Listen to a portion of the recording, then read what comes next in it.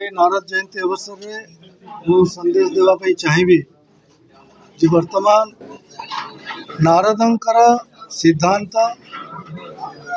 नारदंकर तांकर जो व्यक्तित्व रही चरित्र रही तार आवश्यकता रही नारद जेपरी एक निष्पक्ष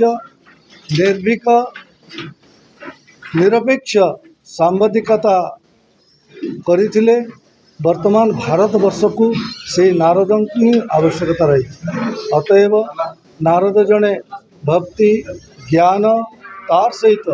कर्मयोगर मध्य एक उत्कृष्ट उदाहरण भक्तिभरा हृदय रे लोक कल्याण निमित्त जे निज संपूर्ण जीवन को अहरह समर्पित करिथांती एवं जे निजर ज्ञान द्वारा अन्य मानव को उद्भासित करिथांती से होचंती नारद आज सांबादिक मानकर जेहेतु से होचंती अग्रपूज्य जे होचंती परंपरार उत्स तेणु तांकर से सिद्धांत नीति एवं आदर्श रे आमे समस्त को अनुप्राणित हवा ये हूँ आजिका विशेष संदेश।